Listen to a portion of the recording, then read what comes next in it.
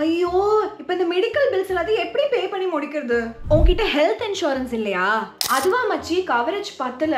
கொஞ்சமா கிளைம் பண்ணதுக்கு அப்புறம் ஒரு ஹியூஜ் அமௌண்ட் என்னுடைய சொந்த பணத்துல இருந்து கொடுக்குற மாதிரி ஆயிடுச்சு. இந்த மாதிரி சிச்சுவேஷனை எப்படி அவாய்ட் பண்ணணும்னு நான் உங்களுக்கு சொல்லி தரேன் வாங்க. நீங்க super top up health insurance பத்தி கேள்விப்பட்டிருக்கீங்களா? Super top up health insurance ஒரு பேக்கப் பிளான் மாதிரி. நீங்க ஒரு பர்டிகுலர் அமௌண்ட் வந்து, அதாவது டிடெக்டபிள் அமௌண்ட் அப்படின்னு நம்ம சொல்லுவோம். இந்த அமௌண்ட்டை உங்களுடைய பாக்கெட்ல இருந்தோ பே பண்ணியோ இல்ல வேற ஒரு இன்சூரன்ஸ்ல இருந்து பே பண்ணதுக்கு அப்புறமா இந்த பிளான் வந்து உங்களுக்கு பிளேக்குள்ள வரும். இதை இப்படி யோசிச்சுக்கோங்க. எக்ஸாம்பிள் வந்துட்டு நான் சொல்றேன்.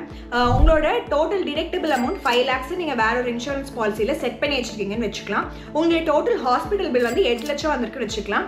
5 lakhs வந்து உங்களுடைய நார்மல் இன்சூரன்ஸ்ல இருந்து போயிடும். மீதி இருக்கிற 3 லட்சம் ரூபாயை நீங்க இந்த super top up health insurance மூலமா கவர் பண்ணிக்கலாம். நீங்க இதோட டாப் அப் லிமிட்டை எவ்வளவு வேணா செட் பண்ணிக்கலாம். ஃபார் எக்ஸாம்பிள் 20 lakhs அப்படின்னு இருக்குன்னு நம்ம வச்சுக்கலாம்.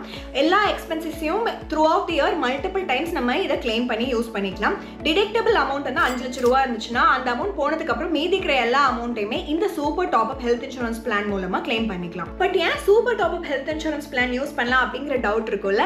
என்னெல்லாம் பெனிஃபிட்ஸ் இருக்குன்னு நான் சொல்றேன். கியூமுலேட்டிவா டிடெக்ட் பண்ணிக்கலாம். எத்தனை தடவை எத்தனை ஹாஸ்பிட்டல் போனாலும் ஒரு வருஷத்துல நம்ம கிளைம் பண்ணிக்கலாம். நிறைய ஹாஸ்பிட்டல்ஸ்ல அட்மிட் ஆயிருந்தோம்னா மல்டிபிள் ஹாஸ்பிட்டலைசேஷனும் கவர்டா இருக்கு.